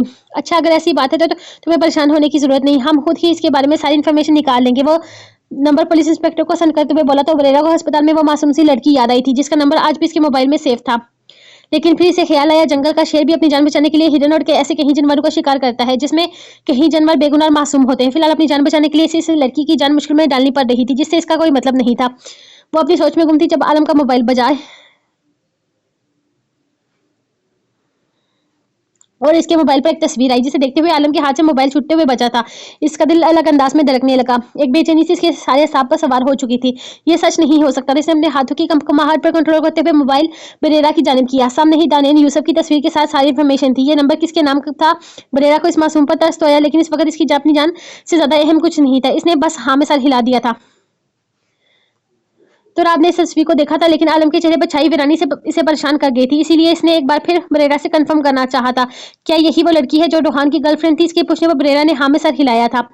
कल शक्ल से कितनी मासूम लगती है। तो राब ने तबसरा किया और मोबाइल आलम के हाथ में पकड़ाया, लेकिन आलम तो जैसे अपने हवास में ही नहीं था। मोबाइल बेजान हाथों से नीचे गिर चुका था। मैंने लड़की को बहुत समझाने की कोशिश की, वो इसे बहुत प्यार करता है। रोहान के साथ ऐसा ना करे, लेकिन इसे तो दौलत के अलावा किसी चीज से कोई मतलब ही नहीं था। वो मुझसे बहुत सारे पैसे लेती थी और रोहान के दिल ना टूटने में इसे और रोहान का दिल ना टूटे इसलिए मैं इसे पैसे भेज दे रही थी। रोहान से महंगे महंगे तोहफे लेती थी, इसे स्वाय पैसों के और किसी चीज से कोई मतलब ही नहीं था। लेकिन ये रोहान की खुशी बन चुकी थी। बरेरा अपने ही बोले जा रही थी, चेहरे पर ऐसी मस्किनी तारी थी कि कोई भी इस पर यकीन कर लेता। वो अपनी जान बचाने के लिए जो मुंह में आया बोले जा रही थी, ये सोचे बगैर कि वो किसी मासूम की जिंदगी मुश्किल में डाल रही है। तो राब इसके कमरे में आया तो वो वहां पर नहीं था। कुछ सोचकर वो इसकी पेंटिंग रूम की जानिब आया, लेकिन यहाँ पर भी अंधेरा ही अंधेरा था। इसने रूम की लाइट ऑन की तो हैरानगी से सामने लगी तस्वीर को देखा था। इसे आलम की बेचैनी की वजह पता चल चुकी थी। हर पेंटिंग पर आलम की नेम लिखा हुआ था। वो खामोशी से लाइट ऑफ करता रूम से निकल गया था। मैं तो पहले ही कह रही थी कि लड़की कोई ना कोई गुल जरूर खिलाएगी, मत भेजो इसे यूनिवर्सिटी में। लेकिन इस घर में मेरी सुनता ही कौन है। अब सुकून मिल गया, पर ये ठंड सीने में कर दिया तुम्हारी भतीजी ने कारनामा। अब होना सगुन में मैं कहती हूँ थी शादी करो इसकी, कहीं हाथ पीले करो, लेकिन नहीं, तुम्हें तो इसे डॉक्टर बनाना था। बन गई तुम्हारी लाडली डॉक्टर। तोबा तोबा क्या दिन आ गया है। इसी दिन के लिए तो जिंदा थे मैं। आप लोग सवाल तो मेरी परवरिश पर उंगली उठाएंगे। मैं कहाँ जाऊँ, कहाँ जाकर अपना मुंह छुपाऊं? वो सीना पीटती ऊंची ऊंची आवाज में रो रही थी, जिससे आलम हासा बेजार हुआ था। सुनिए मोहतरमा, ये ड्रामे आप बाद में कर लीजिएगा, पहले मेरी बात कान खोल कर सुनिए। आप भतीजी की वजह से मेरा भाई जान से गया है और अब मैं इसे थाने पहुंचाऊंगा, इसे फांसी दिलवाऊंगा, ताकि ये घटिया लड़की दोबारा किसी के साथ ऐसा करते हुए 1000 बार सोचे। और माफ कीजिएगा जनाब, मैं आपकी बात के बीच में बोल रहा हूँ, लेकिन बेहतर होगा कि इज्जत से बात करें। आप बड़े लोग हैं, इसका मतलब ये नहीं कि हमारी कोई इज्जत नहीं है। आपके पास क्या सबूत है कि मेरी भतीजी की वजह से आपका भाई मरा है? आलम ने एक नजर अपने सामने बैठे इस एक बाजू कटे शख्स को देखा था, जो मजबूर जरूर था, लेकिन इसकी गैरत ने आलम के सामने भी झुकने से इनकार कर दिया था। सबूत आपको मैं नहीं बल्कि पुलिस दिखाएगी, वो भी यहाँ नहीं अदालत में। और फिर यकीनन सबके सामने जब आपको सबूत दिखाए जाएंगे तब आपकी ये गैरत बेइज्जती में बदल जाएगी। रोहान ने आपकी भतीजी को 45 लाख की अंगूठी दी है, जिसकी रसीद अब भी मेरे पास मौजूद है। और रोहान ने वो अंगूठी देते हुए इसे शादी के लिए प्रपोज किया था, और इस अंगूठी की डिजाइन पर दानी लिखा हुआ था। इसके बाद भी लाखों रुपए मेरे अकाउंट से ट्रांसफर करके दानी को देता रहा है, और इन सब चीजों की तफसील अदालत में बयान की गई है। अब आप अब बस अदालत के चक्कर काट आप अब बस अदालत के चक्कर काटने के लिए तैयार हो जाएं, क्योंकि बरेरा के मोबाइल में इसी का नंबर भी मिला है। आलम ने तस्वीर से बताया तो चाची बोल उठी थी, हाँ ये बरेरा वही है ना जिसने तुम्हारे इलाज के लिए अपने फोन से पैसे दिए थे। मैं भी कहूँ कोई इतनी नेक परवीन औरत दुनिया में कैसे पैदा हो गई जो राह चलती किसी को भी पैसे दे डाले। मुझे तो तुम्हारी भतीजी पर इसी दिन शक हो गया था, और आज देख लो अपनी भतीजी का कारनामा सामने खड़ा है। भाई अब ये दिन बाकी रह गए थे कि अदालतों के चक्कर काटे। हाय तुम्हारी लाडली खूबसूरत तरीन भतीजी के इश्क में कोई मर गया, और तुम अब भी इसी भतीजे के गुण गा रहे हो। मैं अपने छोटे छोटे बच्चों को कहाँ लेकर जाऊंगी। हाय कैसे पालूंगी, इस लड़की ने तो मुझे बदनाम करके रख दिया। हाय पहले ही मुझे दुनिया कहती थी कि भतीजी वाले से शादी ना करो, लेकिन मैंने फिर भी सबकी नब्बत को नजरअंदाज करके तुमसे निगाह किया, तुम्हारी भतीजी को पाला पोसा बड़ा किया, और तुम्हारी लाडली मुझे ये दिन दिखा रही है। वो अपना सर पीटती वक्त और मौके की नजाकत देखे बिना बोले जा रही थी। वो शख्स बेबसी से कभी अपनी बीवी और कभी सामने बैठे शख्स को देख रहा था, जो शानदार पर्सनैलिटी के साथ खूबसूरती में भी अपनी मिसाल आप था। वो यूनिवर्सिटी से घर की जानिब आई तो अपने घर के बाहर बहुत सारी गाड़ियां और गार्ड्स खड़े देखे। वो हैरान हो गई, इतने लोग और बड़ी बड़ी गाड़ियां यहाँ कैसे आ गई। कहीं चाचू की हुकूमत की जानिब से लोग ना आए हों। 3 महीने पहले ही तो इनकी रकम के लिए दरखास्त दी गई थी। इसके चाचू का बाजू 7 साल पहले हादसे में कट गया था, जिसकी वजह से अब वो काम नहीं कर सकते थे। बच्चे छोटे थे और कीमती पैसों का मसला चल रहा था। गवर्नमेंट ने 7 साल पहले इन्हें 5 लाख देने का ऐलान किया था, जो इन्हें अभी तक नहीं मिले थे। इतनी गाड़ियां देखकर दानी को यही लगा कि इनका मसला हल हो गया। वो खुशी से घर के अंदर दाखिल हुई थी। दूर से ही इसे कुर्सी पर बैठे काले लिबास में पैरों में सिंधी चप्पल और कंधे पर जगदारे शख्स की पीठ नजर आई थी। वो किसी भी एंगल से कोई अफसर तो रखता नहीं था, लेकिन एक शख्स से जरूर मिलता था। इससे पहले इस शख्स को इसने ब्रांडेड 4 पीस में देखा था, और इसे पहचानने में ज्यादा देर नहीं लगी थी। ये वही था, मतलब इसके सामने बकवास करने के बाद अब इसके खड़ा पहुंचा था। गुस्से में दानी का चेहरा शुरू होने लगा। वो तेजी से इसकी जाने बड़ी ताकि इसकी अकल ठिकाने लगा सके, लेकिन अपने चाचा को इसके सामने आजी से परेशान बैठे देखा तो इसे लगा जैसे कुछ बुरा हुआ है, जबकि चाची तो इसे देखते ही तेजी से इसकी जानिब बढ़ी थी। चिटक चिटक चिटक। इससे पहले कि वो कुछ भी समझती, चाची थप्पड़ से इसका चेहरा सुझा चुकी थी। बेगैरत बदजात कर दी ना अपनी माँ वाली हरकतें। भागी हुई औरत की औलाद भी ऐसी ही होती है। जरा शर्म ना आई तुझे? बाप जैसे चाचा की इज्जत उछालते हुए वो उसके चेहरे पर थप्पड़ों की बरसात करते हुए बोली, बस बहुत हो गया, बंद करो ये ड्रामा। मेरे सामने ये दिखावा करने की जरूरत नहीं। आपकी भतीजी तो फांसी पर चढ़ेगी। वो सख्त लहजे में कहने लगा, जब चाचा बेहद परेशानी से बोले थे। रुक जाओ बेटा, मेरी बात सुनो। तुम्हें जरूर कोई गलतफहमी हुई है। मेरी भतीजी ऐसी नहीं है। जरूर तुम किसी गलतफहमी का शिकार हुए हो। मेरी भतीजी ने कुछ भी नहीं किया। ये बहुत मासूम है। तुम इसकी जगह मुझे अपने भाई के कत्ल का इल्जाम दे दो, मैं इस जुर्म को कबूल कर लूंगा, इसकी सजा भी ले लूंगा, लेकिन मेरी भतीजी को इस केस में मत फंसाओ। वो इन सब चीजों को समझती भी नहीं है। चाचा इसके सामने रोते हुए आजिज़ी से बोल रहे थे, जबकि जानी, जिसने आज तक अपने चाचा को किसी के सामने झुकने नहीं देखा था, इनकी हालत पर परेशान हो गई। चाचू क्या हुआ है? कोई मुझे भी तो बताओ। चाची के हाथ के बेशुमार थप्पड़ खाकर भी दानी ने इनकी किसी भी बात पर असर न लिया था, जैसे ये इसका मामूल था। लेकिन अपने चाचू को किसी के सामने झुकते देखना इसके बस से बाहर था। कोई तुम्हें क्या बताएगा दानिन? यूसुफ, तुम्हें खुद पता होना चाहिए कि तुमने क्या किया है। पिछले पौने 2 माह से रोहान शाह तुम्हारा बॉयफ्रेंड तुम यूनिवर्सिटी से गायब है, क्योंकि इसका कत्ल हो चुका है और इसके साथ ऐसा करने वाली तुम हो। इसका कातिल तो गायब हो चुका है, लेकिन अब इसके कत्ल की सजा से मिलेगी जो इसके कत्ल की वजह है, यानी कि तुम। वह एक झटके से इसका बाजू अपनी तरफ मोड़कर इसके मुंह पर दहाड़ा था। दानिन तो हैरानगी से खुद पर लगने वाले इल्जाम को सुन रही थी। आपका दिमाग खराब? बेटा, मेरी भतीजी को माफ कर दो, इसका कोई कसूर नहीं है। ये तो कुछ भी नहीं जानती। हम अदालत और कचहरियों के चक्कर नहीं काट सकते। हम नहीं है इतने हिम्मत वाले। मैं तो 7 साल से अपने एक बाजू की मुकर्ररा रकम मांगते हुए खज्जल हो चुका हूँ। कहाँ से लाऊंगा इन केसों के पैसे? देखो, मैं तुम्हारे सामने हाथ जोड़ सकता हूँ, लेकिन मैं फिर भी हाथ नहीं जोड़ सकता। लेकिन फिर भी मैं तुमसे मिन्नत करता हूँ, मेरी बच्ची को इस केस से निकाल दो। इसे जेल मत भेजो। मुझ माजूर की इज्जत 2 कौड़ी की भी ना रहेगी। चाचू रोते हुए बोल रहे थे, जबकि दानी बेयकीनी से देख रही थी। इसे अब तक पूरी बात समझ में नहीं आई थी। ये सब कुछ क्या हो रहा था? चाचू क्यों कर रहे थे ये सब कुछ? और रोहान शाह कौन था? किसके बारे में बात हो रही थी? ये सारी बातें। और अगर रोहान शाह मर गया, इसका कत्ल हो गया, तो इसका कसूर क्या था? ये शख्स इसे कातिल क्यों कह रहा था? ठीक है, मैं आपकी बात मानने को तैयार हूँ, लेकिन इसमें मेरी एक शर्त है। वो हुक्मानी अंदाज में बोला, हमें तुम्हारी हर शर्त मंजूर है। तुम जो कहोगे हम वो करेंगे। चाचा को उम्मीद की एक छोटी सी किरण नजर आई थी। ठीक है, तो मेरी शर्त यह है कि मैं आपकी भतीजी दानिन यूसुफ से निकाह करूंगा, जिसके बाद इस लड़की को मेरी हवेली चलना होगा। हवेली में इसे अपनी बीवी बनाकर नहीं ले जाना, बल्कि वहां रोहान की कातिल बनकर जाएगी और वहां ये अपने गुनाह का कफारा करेगी। और जिस दिन मुझे लगेगा कि इसका गुनाह का कफारा हो गया, मैं इसे तलाक दे दूंगा। मतलब आसान लफ्जों में वो जो मतलब आसान लफ्जों में जो कैद वो जेल में काटेगी वो कैद में से हवेली में काटने पर मजबूर कर दूंगा। यहाँ जहाँ आप हजारों लोगों के सामने बदनाम होंगे वहीं ये हवेली में जाने से आपकी इज्जत बच जाएगी। लेकिन तुम ये मत सोचना कि वहां पर तुम्हें किसी भी किस्म की कोई राय दी जाएगी। वहां तुम्हारी जिंदगी का एक पल मुश्किल से गुजरेगा, लेकिन इज्जत और जिल्लत का फर्क होगा। अगर तुम जेल जाना चाहती हो तो जिले से जाओगे, अगर हवेली जाना चाहो तो आलम सुल्तान शाह तुम्हें इज्जत से ब्याह कर ले जाएगा। अब तुम फैसला करो कि तुम अपने चाचा की इज्जत चाहती हो या जिल्लत। मैं तुम्हें कल तक का वक्त देता हूँ। जेल जाना चाहोगी या हवेली, फैसला तुम्हारे हाथ में है। वह इसकी आंखों में आंखें डालता अपने कदम दरवाजे की जानिब बढ़ा गया था, जो कि पीछे से इसकी चिल्लाने की आवाजें आ रही थी। चाचू, मैंने कुछ भी नहीं किया। चाचू, ये आदमी झूठ बोल रहा है। मैंने कुछ भी नहीं किया। मैं किसी रोहान को नहीं जानती। मेरा इससे कोई वास्ता नहीं है। मेरा कोई तल्लक नहीं है। चाचू, आपको मुझ पर यकीन है ना? चाचू, आपको पता है मैं ऐसी नहीं हूँ।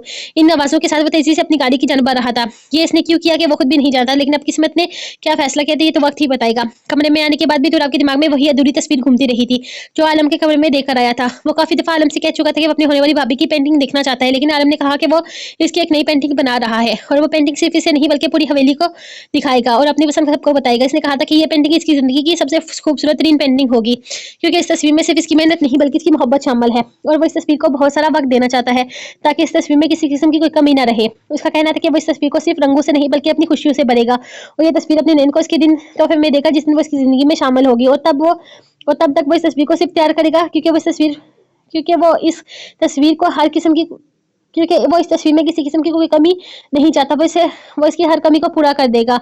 वो इस तस्वीर को अपनी अब तक की सबसे खूबसूरत तख्लीक बनाना चाहता था, लेकिन अब तो आपको यकीन था कि वो तस्वीर अधूरी ही रहेगी, क्योंकि इसे बनाने वाला आलम सुल्तान शाह था और वो कभी भी किसी गलती को माफ नहीं करता। हकीकत ये थी कि इस लड़की ने कोई गलती नहीं की थी बल्कि गुनाह किया था। आलम सुल्तान शाह ना किसी की उतरन पहनता था और ना ही किसी की नजर में आई हुई चीज को पसंद करता था, और यहाँ वो जिस लड़की से मोहब्बत कर बैठा था वो रूहान की मोहब्बत ही नहीं बल्कि इसकी बेलगाम जज्बात की साथी भी थी। इसे यकीन था कि अब वो आलम के दिल से उतर चुकी होगी। अब आलम के दिल में इसकी कोई मोहब्बत नहीं बल्कि सिर्फ और सिर्फ नफरत होगी, क्योंकि वो लड़की ना सिर्फ रूहान की मोहब्बत थी बल्कि इसकी कातिल भी थी, इसकी मौत की वजह बन गई थी।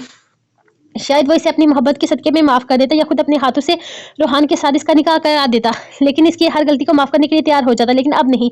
वो शक्ल से जितनी मासूम थी अंदर से इतनी ही चालाक और लालची थी। इसने आलम को कहा था कि वो भी इसके साथ जाएगा, लेकिन कुछ दिनों से रूहान के केस की वजह से वो ठीक से आराम नहीं कर सका था।